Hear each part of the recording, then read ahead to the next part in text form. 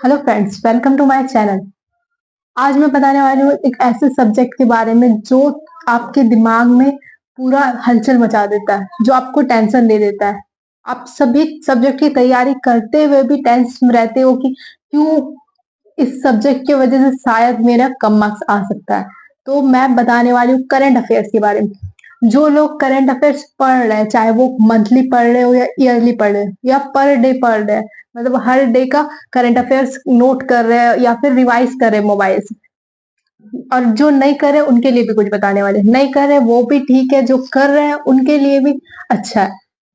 क्योंकि जो current affair जो होता है ना, उसमें सबसे मेन बात यही होती है कि हम लोग जो करंट अफेयर याद करें वो एक ऐसे सोर्स से याद करें जिससे कि हम लोगों को याद रहे।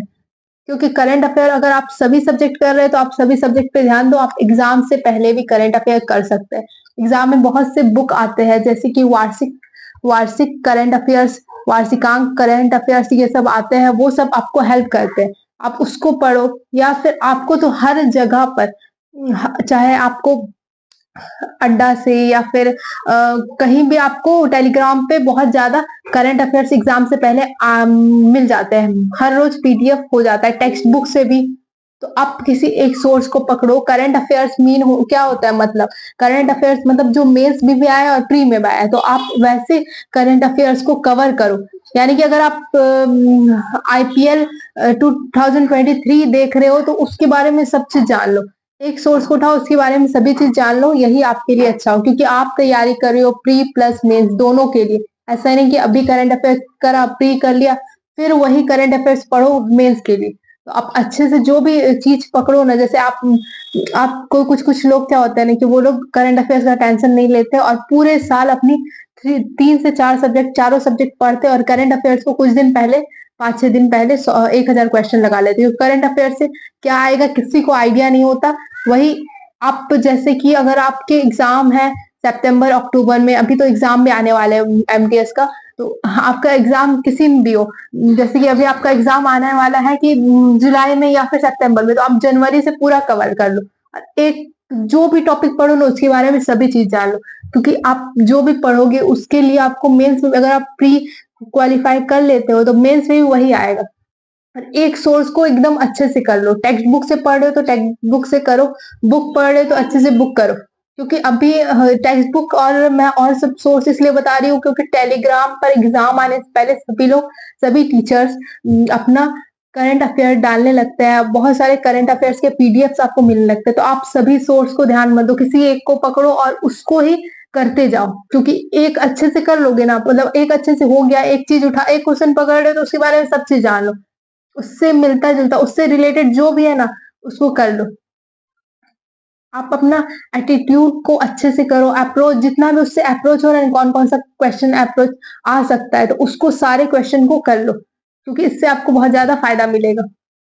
फिर आप जो भी करंट अफेयर्स पकड़े हो उसको, जैसे टेक्स्ट बुक से कर रहे हो, 500 क्वेश्चन, 1,000 क्वेश्चन मिल गया, उसको अच्छे से सब चीज कर लो। फिर किसी और को पकड़ो और वो रिवीजन के तौर पे रखो।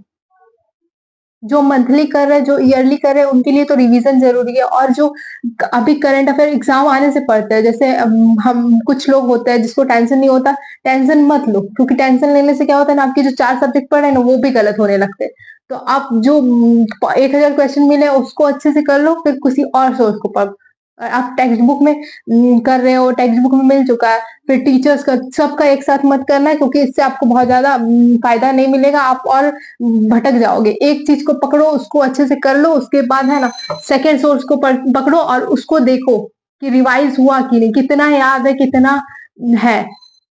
तो आप करंट अफेयर्स की टेंशन मत लो। करंट अफेयर से वैसे भी कुछ पता नहीं रहता कितना क्वेश्चन होगा। तो आप एक साल के लगभग, अगर जो भी एग्जाम देने वाले तो उसके एक साल पहले के करंट अफेयर्स को अच्छे से कर लो।